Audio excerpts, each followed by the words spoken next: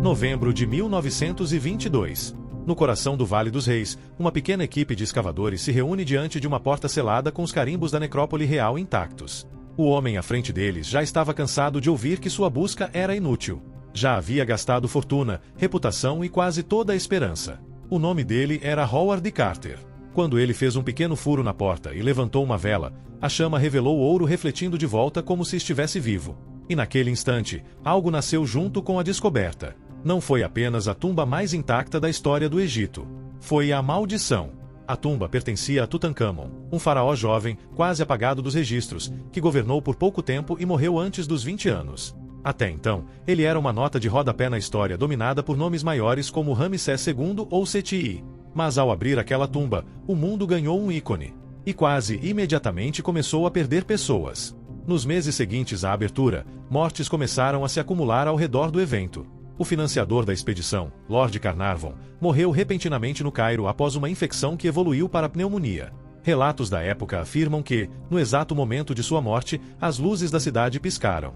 Seu cachorro na Inglaterra teria uivado e morrido na mesma hora. Jornais não perderam tempo. A maldição do faraó ataca. Outros membros ligados à expedição também faleceram nos anos seguintes. Um radiologista que examinou a múmia. Um arqueólogo associado. Um secretário. Um visitante. As histórias cresceram como sombras ao pôr do sol. E quanto mais as mortes eram repetidas, menos importavam os detalhes. Pouco se falava que muitos dos envolvidos já eram idosos. Que doenças infecciosas eram comuns. Que o próprio Carter viveu por mais 16 anos após a descoberta. O que importava era a narrativa. O túmulo havia sido violado. O faraó havia sido perturbado. E o deserto cobrava seu preço. Mas aqui está o que ninguém percebeu na época. A maldição não começou com as mortes. Ela começou com o ar. Quando Carter e sua equipe romperam o selo, eles libertaram algo que havia permanecido confinado por mais de 3 milênios. Um microambiente isolado. Escuro. Selado. Rico em matéria orgânica em decomposição. Resinas. Tecidos. Óleos. Condições perfeitas para algo invisível. Durante décadas, essa possibilidade foi ignorada porque parecia banal demais para competir com uma maldição ancestral. Mas em 2024, um grupo internacional de microbiologistas e patologistas ambientais decidiu revisitar o caso usando tecnologias que simplesmente não existiam no século XX. Eles começaram com uma pergunta simples: e se a maldição não fosse sobrenatural, mas biológica? A equipe obteve acesso a amostras microscópicas coletadas discretamente durante restaurações recentes realizadas no Grande Museu Egípcio, onde a maioria dos artefatos de Tutankhamon está sendo preparada para exibição permanente. O que encontraram foi perturbador. Esporos fúngicos fossilizados. Colônias de Aspergillus. Fungos importantes agentes decompositores de alimentos. Traços de toxinas metabólicas preservadas no pó microscópico acumulado dentro dos caixões. O gênero Aspergillus é conhecido hoje por causar aspergilose pulmonar, uma infecção especialmente perigosa para indivíduos com sistema imunológico comprometido. Agora pense novamente em Lord Carnarvon. Ele já sofria de problemas pulmonares crônicos. Seu histórico médico indicava fragilidade respiratória desde a juventude. Uma infecção agressiva após exposição a uma concentração intensa de esporos poderia ter sido devastadora. Mas isso é apenas o começo. Porque as análises mais recentes detectaram algo ainda mais intrigante: compostos orgânicos voláteis liberados pela decomposição das resinas utilizadas no processo de mumificação. Esses compostos, quando confinados por milênios, podem gerar ambientes quimicamente instáveis. Em outras palavras, a tumba não era apenas um local histórico. Era uma cápsula biológica. E quando foi aberta, ela explodiu. Os cientistas reconstruíram digitalmente a circulação de ar no momento da abertura, usando modelagem computacional baseada na arquitetura original da câmara funerária. A conclusão foi desconfortável. A primeira onda de ar liberada teria atingido diretamente os indivíduos posicionados na entrada, exatamente onde Carnarvon estava. Não houve feitiço. Não havia hieróglifos amaldiçoando invasores. Mas aqui está o detalhe que muda tudo. Se a maldição era biológica, por que apenas alguns adoeceram? Por que outros sobreviveram? A resposta começa a se revelar quando examinamos não apenas o ar da tumba, mas o próprio corpo do faraó. A múmia de Tutankhamon apresenta anomalias raras. Excesso de resina. Incisão abdominal incomum.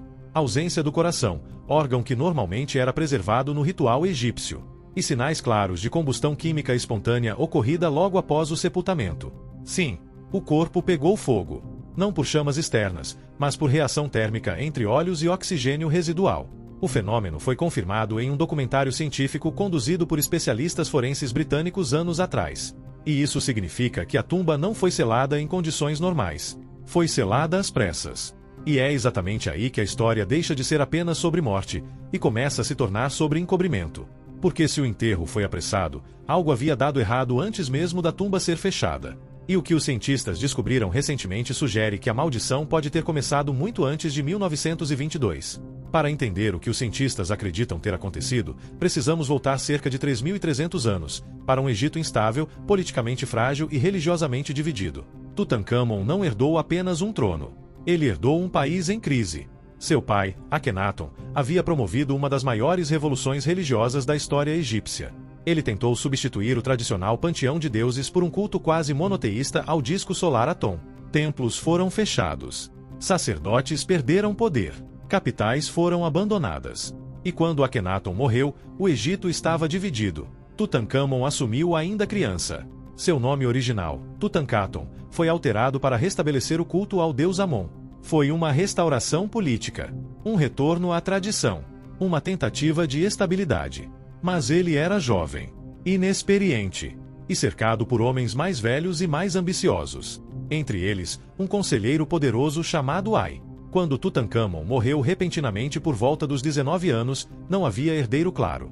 Nenhum filho legítimo sobrevivente. Nenhuma sucessão organizada. E isso é crucial, porque os rituais funerários egípcios não eram apenas espirituais. Eles eram políticos. O sepultamento de um faraó precisava ser perfeito, grandioso, planejado com anos de antecedência. A tumba era preparada ainda durante o reinado. Máscaras funerárias eram projetadas especificamente para aquele governante. Objetos eram confeccionados sob medida. Mas quando arqueólogos modernos analisaram a tumba descoberta por Howard Carter, perceberam algo perturbador. Ela não parecia feita para ele. A câmara funerária era pequena demais para um rei. Algumas pinturas nas paredes estavam incompletas. O sarcófago de pedra estava lascado, como se tivesse sido forçado para caber ali. E mais, diversos objetos funerários apresentavam sinais de reutilização. Hieróglifos raspados, nomes alterados, cartuchos regravados. Durante décadas, isso foi explicado como prática comum. Mas as análises recentes indicam algo diferente. O enterro foi organizado sob extrema pressão de tempo. O prazo religioso de 70 dias para mumificação e sepultamento não era negociável. E tudo indica que ninguém estava preparado para a morte de Tutancâmon. Estudos forenses mostram que sua múmia foi embalsamada com uma quantidade incomum de óleos e resinas altamente inflamáveis. O corpo apresenta uma incisão abdominal maior do que o padrão. O coração, que normalmente era deixado no corpo por ser considerado o centro da consciência, está ausente. Em 2016, análises químicas independentes indicaram que a reação entre os óleos aplicados e o oxigênio residual dentro dos tecidos pode ter provocado um aquecimento extremo, levando à carbonização parcial do corpo ainda dentro do caixão. Em outras palavras, algo deu errado no processo. E isso sugere improviso. Agora pense na situação política. Tutancâmon morre jovem, sem herdeiro, em um país ainda instável, com sacerdotes tentando restaurar poder, e um conselheiro experiente pronto para assumir. Pouco tempo depois do funeral, Ai se torna faraó. Coincidência? Mas aqui entra um detalhe que, até recentemente, era apenas especulação. Muitos egiptólogos sempre suspeitaram que parte dos objetos funerários, incluindo possivelmente a famosa máscara, pudesse ter sido originalmente preparada para outra figura real. Uma figura que desapareceu misteriosamente dos registros. Nefertiti. Após a morte de Akhenaton, existem evidências fragmentadas de que Nefertiti possa ter governado sob o nome de Neferneferuaton. Mas sua tumba nunca foi encontrada. Sua múmia nunca foi identificada com certeza. E vários itens da tumba de Tutancâmon apresentam traços estilísticos associados ao período de Amarna, o mesmo de Nefertiti. Durante muito tempo, a hipótese de reutilização foi considerada exagero, até que a tecnologia mudou. Pesquisadores recentes começaram a mapear a estrutura interna de alguns objetos funerários usando técnicas avançadas de análise molecular e modelagem tridimensional. Embora não invasivas, essas análises conseguem identificar padrões de estresse térmico e deformação microscópica no metal e na madeira. E os resultados sugerem que alguns itens foram modificados pouco antes do sepultamento. Se o enterro foi apressado e o processo de mumificação foi feito sob pressão, isso levanta uma hipótese inquietante. E se o ambiente selado da tumba não foi apenas resultado de tradição, mas de contenção? Os níveis elevados de resina inflamável, A vedação extremamente rígida da câmara. A ausência de ventilação secundária. É como se alguém quisesse garantir que nada escapasse. Nem odores. Nem contaminação. Nem evidências. Os cientistas que analisaram o microambiente interno sugerem que o excesso de compostos químicos no corpo poderia ter produzido vapores tóxicos concentrados no momento do selamento. Se isso é verdade, a tumba não foi apenas um local sagrado. Foi uma câmara química instável. E quando aberta em 1922, essa instabilidade encontrou pulmões humanos. Durante décadas, a chamada maldição da tumba foi tratada como superstição conveniente. Manchetes sensacionalistas. Coincidências médicas. Um roteiro perfeito para o imaginário popular. Mas em 2024, a discussão mudou de tom. Não foi um arqueólogo que reacendeu o debate. Foi um físico de materiais. No laboratório do Instituto Max Planck, uma equipe multidisciplinar começou a testar uma tecnologia relativamente nova chamada imagem de ressonância quântica aplicada a metais antigos. Diferente de um raio-x tradicional, que mostra densidade e fraturas, essa técnica analisa como os átomos foram rearranjados ao longo do tempo. Ela consegue detectar estresse térmico, deformação microscópica e alterações estruturais invisíveis. Em termos simples, o metal guarda cicatrizes. E o ouro, apesar de nobre e resistente à corrosão, também registra traumas quando é aquecido, martelado, fundido ou remodelado. A oportunidade surgiu quando a máscara funerária de Tutancâmon foi preparada para transferência definitiva ao Grande Museu Egípcio. Após o incidente da barba colada com epóxi anos antes, protocolos de conservação exigiam novos exames estruturais. Oficialmente, o objetivo era apenas garantir estabilidade. Extraoficialmente, alguns pesquisadores queriam testar algo mais ousado. Eles queriam saber se o ouro contava uma história diferente da narrativa oficial. A máscara sempre foi descrita como uma peça única, confeccionada especificamente para o jovem rei. Pesando cerca de 10 quilos, feita em ouro de alta pureza, incrustada com lápis-lazuli e vidro colorido, ela se tornou o símbolo máximo do Egito Antigo. Mas detalhes sempre intrigaram especialistas. As orelhas perfuradas. Leves diferenças de tonalidade no rosto. Traços estilísticos associados ao período de Amarna. Nada conclusivo. Até agora. Quando os primeiros mapas moleculares começaram a surgir na tela, os pesquisadores notaram algo curioso na região da linha do rosto, onde a face encontra o nemes, o tradicional adorno de cabeça real. Havia um padrão de estresse térmico distinto. Não uma rachadura. Não uma solda visível. Mas uma assinatura térmica diferente do restante da peça. Como se aquela área tivesse sido aquecida separadamente em algum momento. Isso não significa automaticamente substituição. Artesãos egípcios dominavam técnicas sofisticadas de modelagem e ajuste. Mas o padrão era localizado demais para ser ignorado. Em seguida, a equipe concentrou a análise nos lóbulos das orelhas.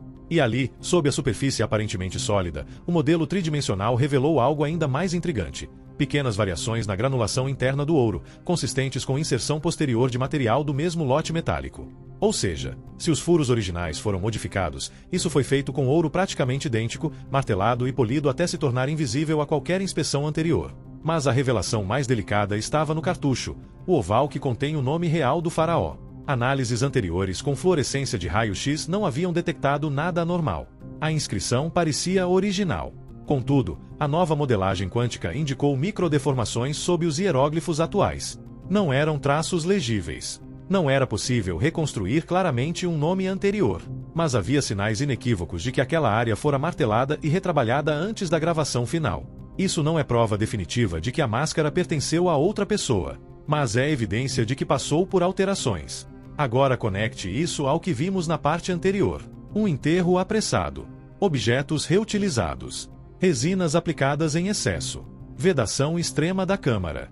Se a máscara foi ajustada às pressas, se itens funerários foram adaptados para atender ao prazo ritual de 70 dias, então estamos diante de algo maior que superstição. Estamos diante de gerenciamento de crise. Alguns historiadores há décadas levantam a hipótese de que Nefertiti, que desaparece misteriosamente da documentação histórica, possa ter tido preparativos funerários iniciados e nunca utilizados. Caso ela tenha morrido pouco antes de Tutancâmon, certos artefatos poderiam ter sido reaproveitados. A ciência ainda não confirma isso categoricamente, mas confirma que houve intervenção. E isso muda o foco da maldição. Porque se o sepultamento foi improvisado e parte do equipamento funerário ajustado sob pressão política, então o ambiente interno da tumba não foi resultado apenas de tradição religiosa. Foi resultado de urgência. Quando Carter abriu a tumba, ele não despertou forças sobrenaturais. Ele rompeu um sistema fechado, quimicamente alterado e biologicamente ativo. Mas ainda falta a peça final. Por que apenas algumas pessoas morreram? Por que os sintomas variaram? A resposta começa a emergir quando cruzamos dados históricos com análises epidemiológicas modernas. Porque talvez a maldição não tenha sido um único agente. Talvez tenha sido uma combinação. Eu quero que você imagine a cena comigo. Novembro de 1922. O ar dentro da câmara funerária está selado há mais de 3 milênios. A temperatura é estável. A umidade mínima. Resinas aromáticas saturam o ambiente. Tecidos orgânicos repousam em decomposição lenta. Esporos microscópicos aguardam, invisíveis, dormentes. Quando a parede é perfurada no Vale dos Reis e a abertura finalmente permite a troca de ar, não há clarão místico. Não há energia sobrenatural. Há pressão. O ar antigo se desloca. O oxigênio entra. O equilíbrio químico muda. E é aqui que os cientistas acreditam que a maldição começou de fato. Nos últimos anos, equipes independentes de microbiologistas, químicos atmosféricos e patologistas revisitaram amostras preservadas de poeira, tecidos e fragmentos orgânicos retirados da tumba de Tutancâmon.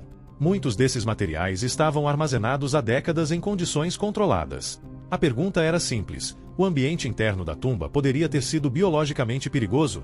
A resposta curta é sim, mas não de forma simples.